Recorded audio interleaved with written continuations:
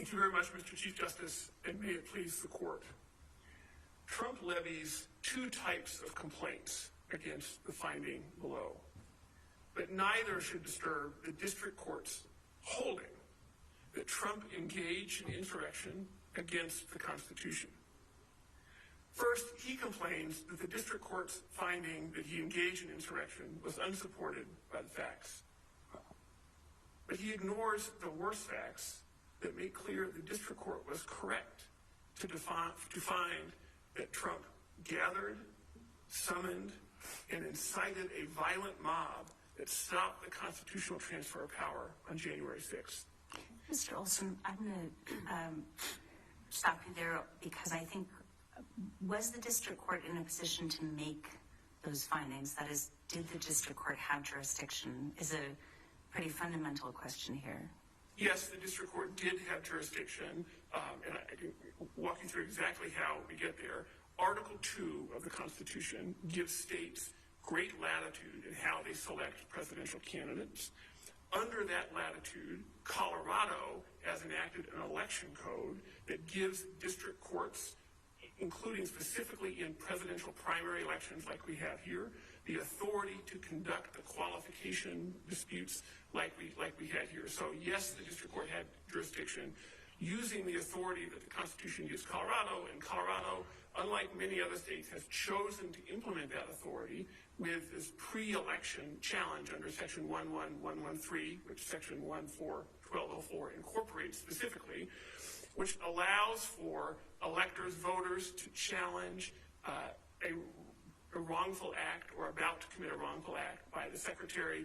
And as testimony at the hearing from Ms. Hillary Rudy indicated, the way in which that plays out in Colorado under that statutory scheme is that the secretary makes initial determinations that are easily determined, and then following this court's decision in Kuhn and Frazier, additional evidence can be brought to bear in Section 11113 proceedings that allow for the qualification dispute to be resolved. So, if I'm understanding that argument, this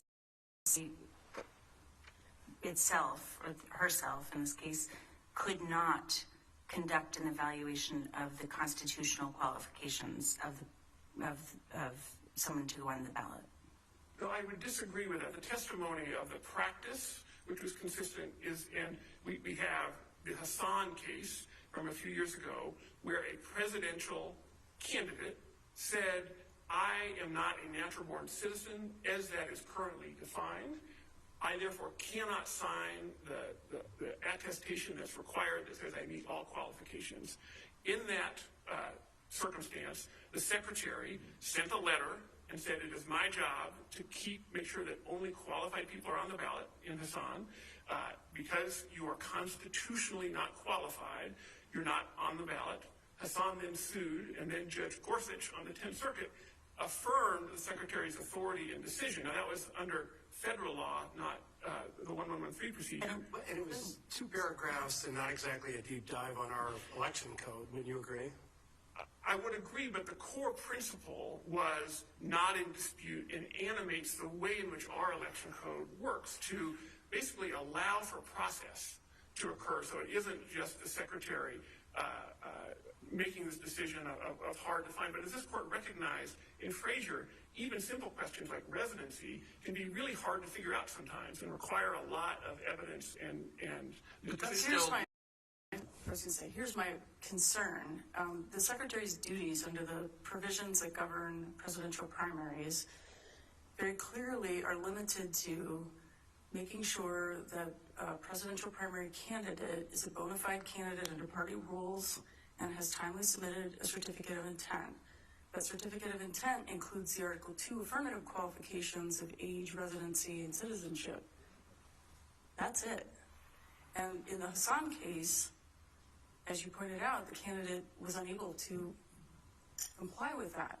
So there's a very clear duty expressed in 1204 or 1, actually, saying that the secretary cannot certify such a candidate. Where is the duty here to examine other constitutional qualifications, or are you instead relying on the wrongful act language to support your petition under 113? So let me point to three authorities that may help us resolve this question and your concern, Justice Marquez. The first is that Section 14121, which is the presidential primary part of the election code, says that the purpose is, the intent of the people is to conform to the requirements of federal law.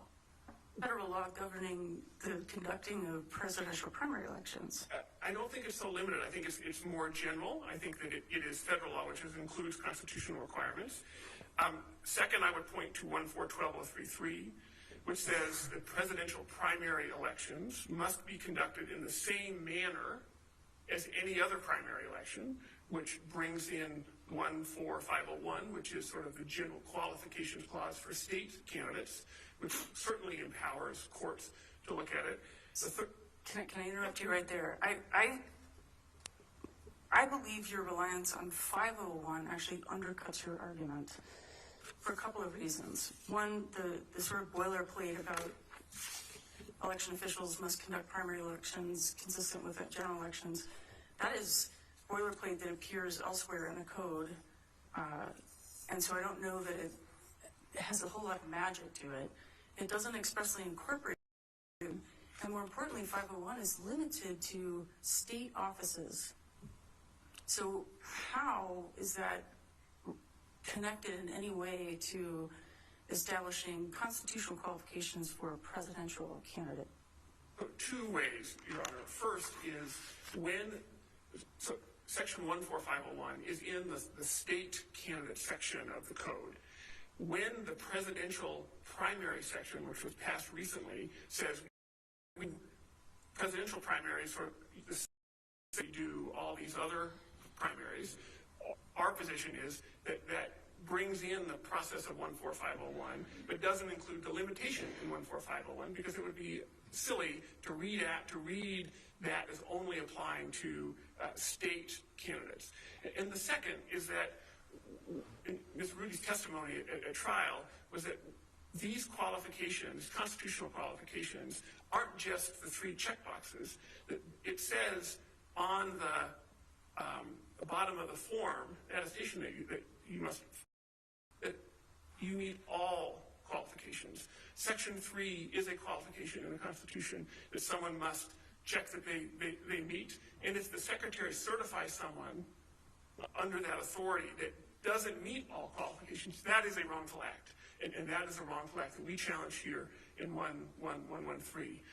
I hope that addressed your question. Mr. Olson, I want to hear that you never finished the start of your answer, and I'd like to hear all of it. You said there are three statutory provisions you're relying on. Could you please finish that answer? Yes. So the third statutory provision is 1412032A, which talks about political parties putting a, quote, qualified candidate on the ballot. Now that section is directed to parties, but it requires that for a party to put a candidate on the ballot, it has to be a, quote, qualified candidate.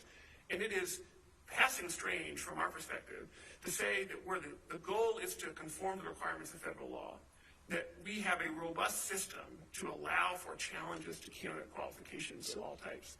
To exclude one particular qualification because it occurred in the Constitution, our most important document, rather than somewhere else.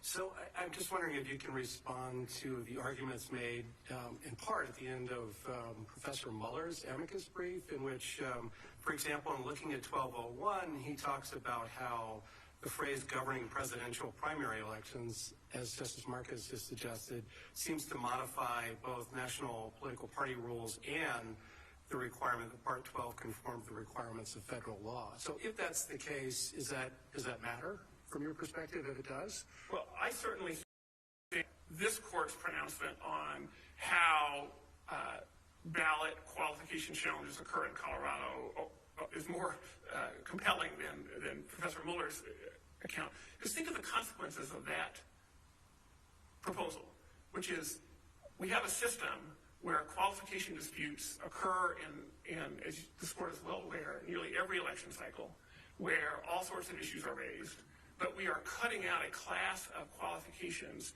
that are important for our most important office and saying state courts can't look at those. Do you agree that the phrase modifies conform to the right requirements of federal law?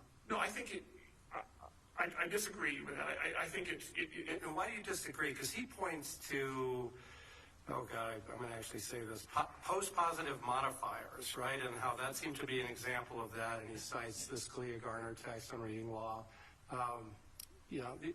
Why is that mode of analysis wrong? Because it does seem to apply here, that phrase. Well, I'm afraid that I'm not as well versed in the descriptions of the various theories of interpretation, and I would focus on two things, Justice Hood, in response. One is what I just said, which is just like in the office officer discussion you had with my colleague, it seems absurd to not allow these kind of qualification events to occur when they're an essential part of what we do, and the Constitution gives Colorado through Article 2 such authority in figuring out how to run their elections. Well, see, I wonder whether the question might be that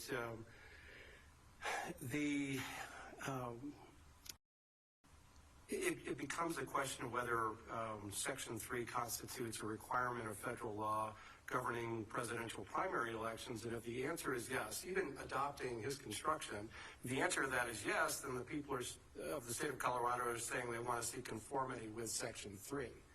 So, I'm wondering whether the construction that he's urging is really detrimental to your case in the final analysis. Well, it may or may not be that the National Party in this case has said they can nominate an unqualified candidate.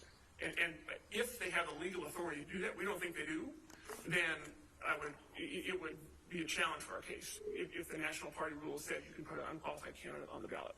We don't believe that's the case, but under their interpretation, it would be a challenge. But we think the more natural reading is that when you say conform to the requirements of federal law, that governing presidential primary elections, right? If we were to take the party rules component out of there and just say that those other two phrases are tethered to one another, then does it really matter? And in that circumstance, no. So if that was your earlier question, I apologize. That's what I was trying to say. I probably didn't say it very well. So I don't think it matters, but again, we come back to sort of the common sense reading of our state statute of how we do this, which is to allow courts, like the district court did here, to hear the qualification disputes, even under federal law. Well, let me ask you about that, Mr. Olson. Good afternoon to you. I'd ask you to address the intervener's argument here, and I guess this goes to prudential concerns under justiciability. You say that all the state's election officials, state secretary authority to decide how to run primaries. They take the position that that could create chaos. You could have 50 different states attorneys, states secretaries of state deciding differently, and this really needs to be national. I take that as fitting within the prudential concerns under justiciability. Can I ask you to respond to their argument? Sure, Justice Gabriel. I think I would say three things in response.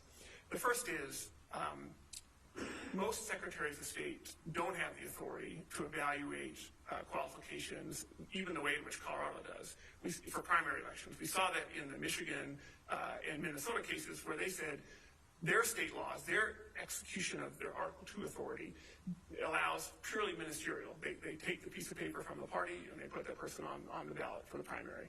Here we have a different rule, and so that leads to my second point, which is it won't lead to chaos. This is the only court in the country that has looked at this question. There are other courts where lawsuits have been filed, but as I mentioned, those lawsuits haven't proceeded, so different courts do it differently. Colorado has done it this way, and we have an opinion that's on appeal before this court. And so I think the concern of a bunch of things happening is overblown. And the third thing I would say is that the legal standard here, that really, what does engaged in mean? What's an insurrection, et cetera, will be figured out pretty quickly if there are different approaches to that.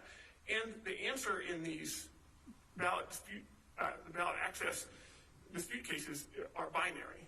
It's not that there's going to be a whole bunch of different standards floating around. It's going to be either yes or no. And so I think the concern of overblown the concern about patchwork is overblown, particularly when,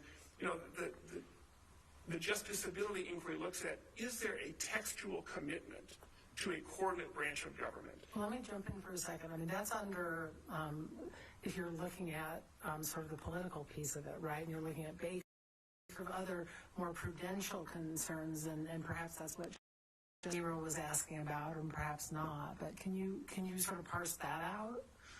Sure, I would say. So political question doctrine versus sort of broader, more general, of the type perhaps talked about in Powell. Yeah. So I would say two things in response, Justice Birkencotter. And the first is that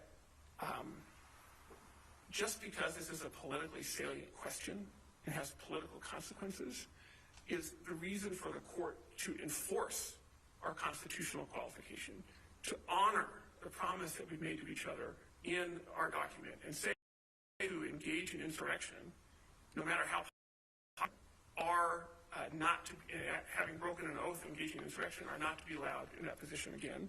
And so the second is that there are very easily manageable standards here, as I just mentioned. This is not a case where a court is having to put themselves, balancing foreign policy interests and all sorts of interests that are assigned to a different branch of government. This is a straightforward application of our Constitution. So, but even if I'm persuaded on prong one and prong two of Baker, which is really what you're talking about, isn't there this other sort of prudential concern? And that goes to this idea of if you have, whether it's 50 states or 30 states or 17 states, you're going to have chaos. Can you talk more specifically about that?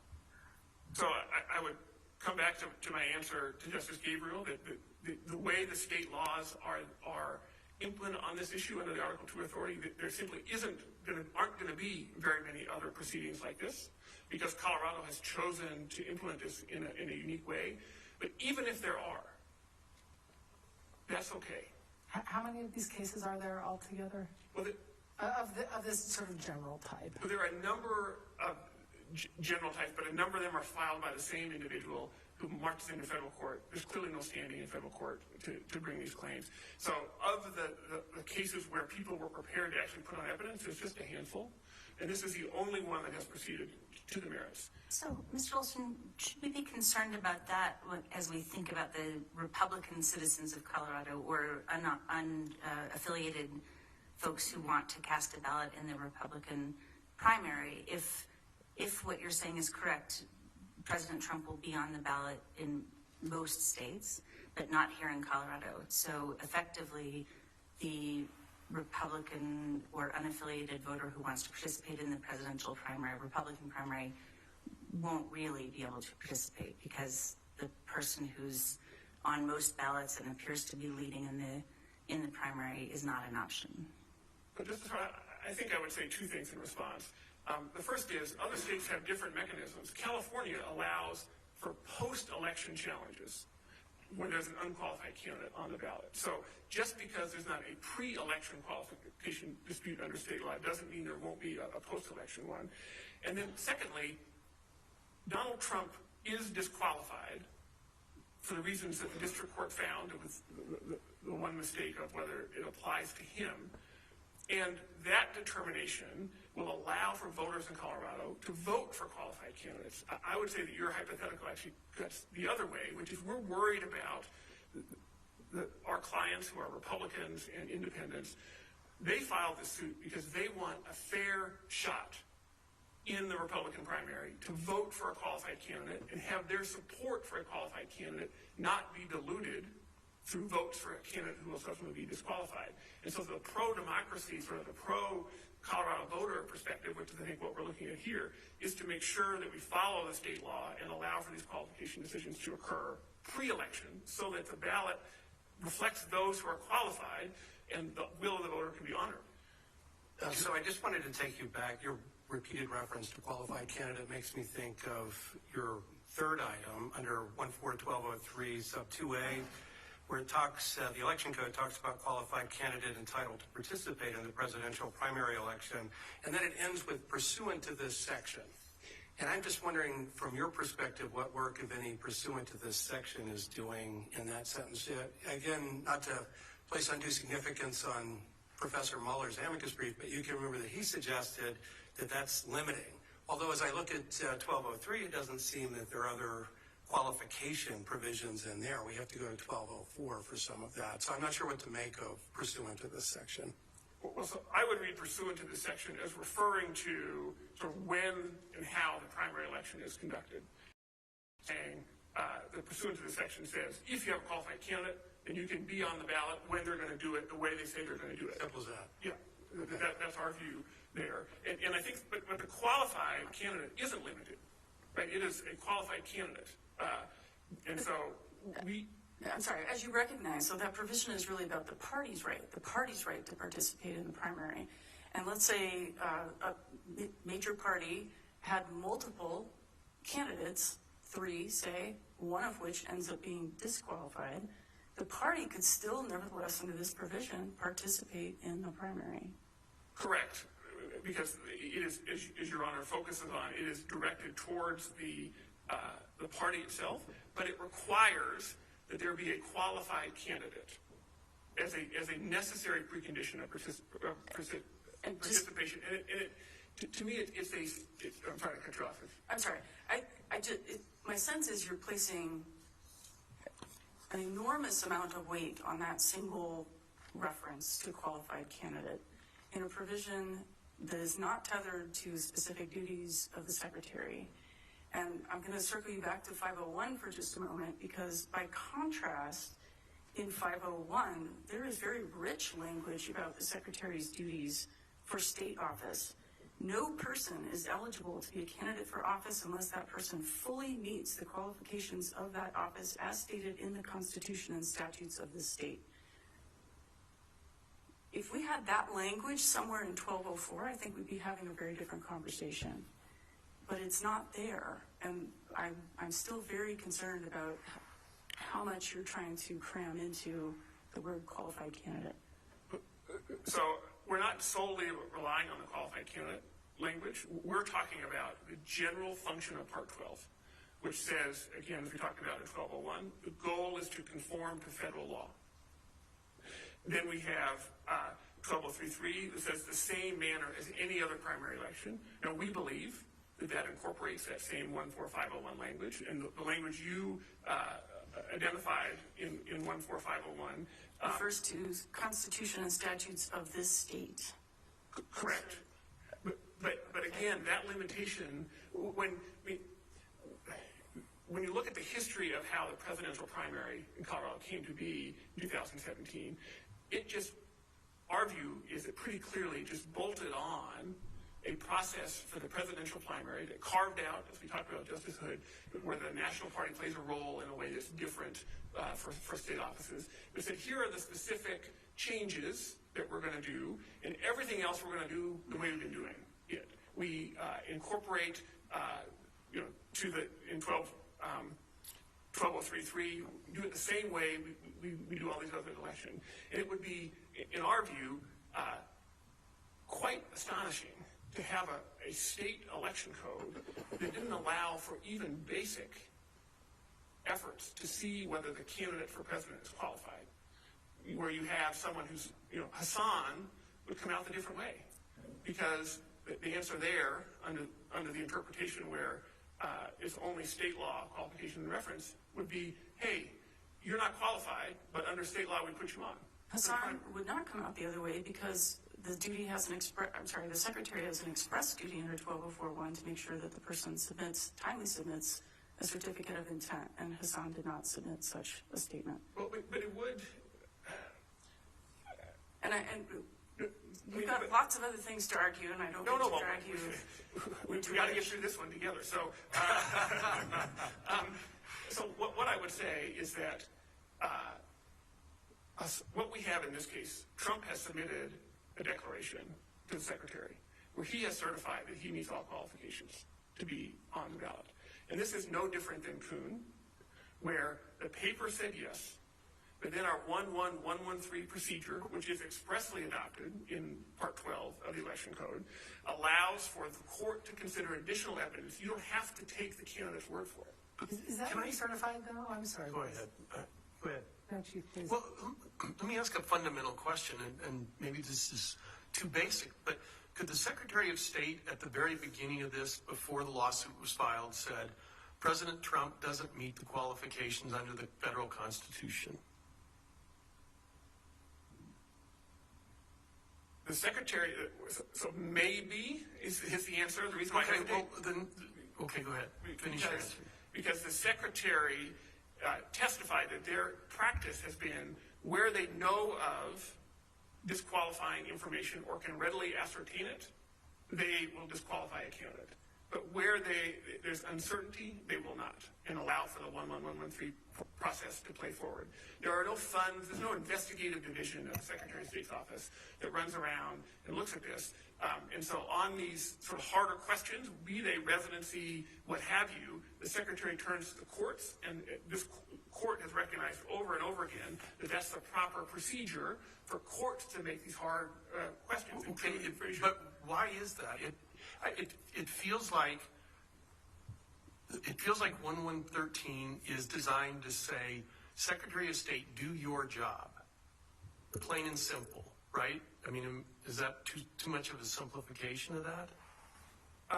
No, I mean it's if you don't do your job, people can bring you to court and make you do your job. Or if there's a concern that she's going to violate a duty, an elector can bring her to court. Yes. Right, but do your job. So why does the court then have more authority than the Secretary make that? Because that's the way that this court, particularly in Kuhn, has interpreted our in the 111. But we said we wouldn't consider a constitution in Kuhn, right? No. What, is that? Do we have to overrule that? No, not at all. In Kuhn, there was a separate constitutional cause of action. All we are seeking here is to enforce the election code under 11113. So it is not a question of, and just like in Hassan, where the qualification issue is a constitutional one, and particularly for federal offices, right, those constitutional qualifications are by definition not set by the state, they're set by our federal constitution under U.S. term limits. That is what they are. And so those proceedings occur under 113, and in Kuhn, and as the Secretary's brief in this case, where a constitutional issue is the qualification, you can't in a 113, not that there are prohibition. Position basically, this information